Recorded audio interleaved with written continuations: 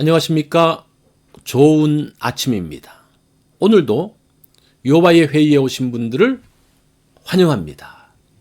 오늘 주신 말씀은 열왕기하 25장 27절입니다. 이 말씀 제가 받들어 읽습니다.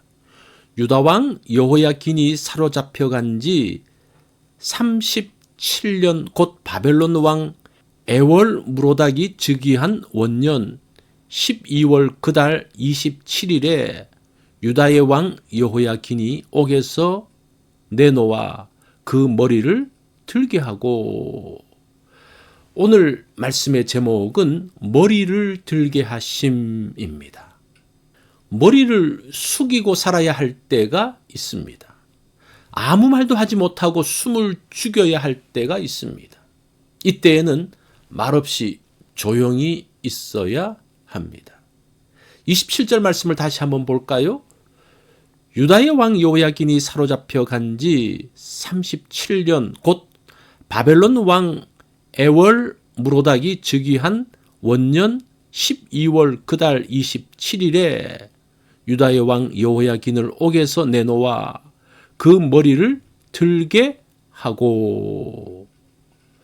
여호야긴 왕은 바벨론 2차 침공 때에 포로로 잡혀 바벨론으로 끌려갔습니다. 여호야긴은 바벨론 옥에서 37년을 갇혀 있었습니다. 18세에 끌려가서 55세가 될 때까지 옥에 있었습니다. 오랜 세월 동안 고통을 견디었습니다. 고개를 숙이고 감옥에 있었습니다. 어두운 곳에서 몸을 낮추고 있었습니다. 바벨론 왕 느부갓네살이 죽고 그 아들 에월 무로닥이 왕이 되었습니다. 아들이 왕이 되고 난 다음 포로로 잡혀온 왕들에게 호의를 베풀었습니다. 여호야긴은 다른 왕들보다 지위를 더 높여 주었다고 합니다. 감옥에 있는 유다 왕 여호야긴이 풀려났습니다. 바벨론 왕은 여호야긴을 왕처럼 대접해 주었습니다. 일평생 필요한 모든 것을 제공해 주었습니다. 유다의 멸망은 다윗 왕조의 멸망입니다. 다윗 왕조는 하나님의 언약을 받은 자들입니다. 하나님께서는 다윗 왕조가 계속될 것을 약속하셨습니다. 그런데 바벨론의 침략으로 유다가 망했습니다. 유다의 왕들은 죽임당하고 감옥에 갇히고 두 눈이 뽑힌 채 바벨론으로 끌려갔습니다. 유다는 더 이상 존재할 수 없는 상황에 이르렀습니다. 이런 절망의 상황에서 새로운 소식이 들려옵니다. 감옥에 잡혀있던 여호야긴이 풀려났다는 소식입니다. 바벨론이 여호야긴을 왕처럼 대접하고 있습니다. 하나님께서 포로로 끌려간 유다를 돌아보기 시작하십니다. 유다 왕 여호야긴의 머리를 들게 하십니다. 유다 왕조가 다시 일어나고 있음을 보여줍니다.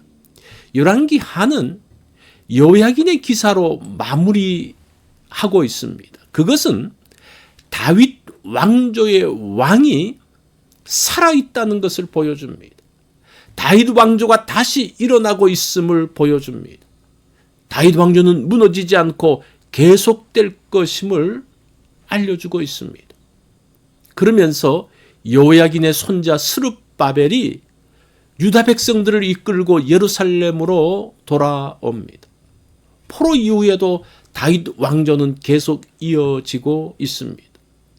유다 왕조가 범죄함으로 멸망되고 바닥까지 떨어져 완전히 고개를 숙였습니다.